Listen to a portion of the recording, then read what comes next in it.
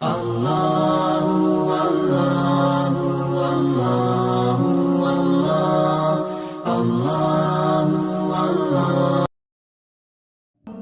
اللہ الرحمن الرحیم۔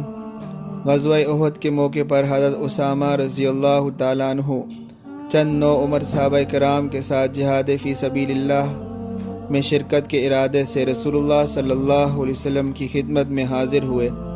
آپ صلی اللہ علیہ وسلم نے ان میں سے جن کو چن لینا تھا چن لیا، باقی نوجوانوں کو ان کی چھوٹی عمر ہونے کی وجہ سے واپس فرما دیا۔ واپس کیے جانے والوں میں حضرت اسامہ بن زید رضی اللہ تعالیٰ عنہ بھی تھے۔ جب ان کو رسول اللہ صلی اللہ علیہ وسلم کے جھنڈے کے نیچے جہاد کرنے کا موقع نہ ملا تو اس سعادت سے محرومی پر بہت غمگین ہوئے۔ واپس لوٹتے ہوئے ان کی ننھی ننھی آنکھوں سے بے حساب آنسو جاری تھے۔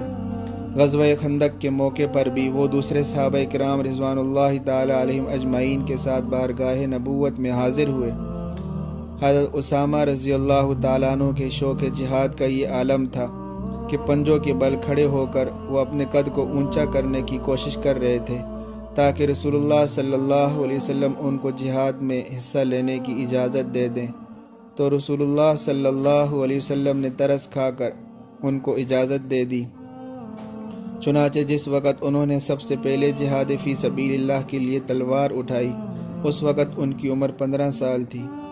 غزوہ حنین میں جب مسلمانوں کے پاؤں اکھڑ گئے تھے، حضرت اسامہ بن زید رسول اللہ صلی اللہ علیہ وسلم کے محترم چچا حضرت عباس رضی اللہ تعالیٰ عنہ، آپ صلی اللہ علیہ وسلم کے چچا حضرت ابو سفیان بن حارث رضی اللہ تعالیٰ عنہ اور 6 دیگر صحابہ کرام رضوان اللہ تعالیٰ علیہم اجمعین کے ساتھ میدان میں ڈٹے رہے، اور رسول اللہ صلی اللہ علیہ وسلم کے لیے یہ بات ممکن ہوئی کہ مسلمانوں کے اسی مختصر سی جماعت اور بہادر ساتھیوں کے ذریعے اپنے صحابہ کرام رضوان اللہ تعالیٰ علیہم اجمعین کی شکست کو فتح سے تبدیل کر سکیں۔ غزوہ موتہ میں وہ اپنے والد حضرت زید بن حارثہ رضی اللہ تعالیٰ عنہ کی زیر قیادت 18 سال کی عمر میں شریک ہوئے۔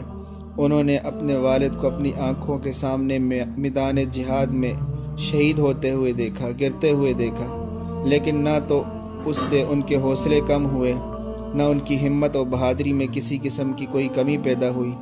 وہ اپنے والد کی شہادت کے باوجود نہ گھبرائے نہ ہی میدان چھوڑا، بلکہ وہ لڑتے رہے۔ ان کے بعد حضرت جعفر بن ابی طالب نے جھنڈا پکڑ لیا، یہاں تک کہ وہ بھی شہید ہو گئے۔ پھر عبداللہ بن رواحہ رضی اللہ تعالیٰ عنہ نے جھنڈا پکڑ لیا، یہاں تک کہ وہ بھی اپنے دونوں ساتھیوں کی طرح شہید ہو گئے۔ اور پھر حضرت خالد بن ولید رضی اللہ تعالیٰ عنہ نے جھنڈا ہاتھ میں لے کر لشکر کی قیادت کی، یہاں تک کہ انہوں نے حکمت عملی سے اس مختصر لشکر کو رومیوں کے مضبوط پنجے سے چھڑا لیا۔ پھر وہ اپنے والد کی شہادت پر اللہ تبارک و تعالیٰ سے بہترین اجر و ثواب کی امید لیے ہوئے اور ان کی نعش مبارک کو شام کی سرحدوں پر دفن کر کے واپس لوٹتے وقت وہ اسی گھوڑے پر سوار تھے جس پر ان کے والد نے شہادت پائی تھی۔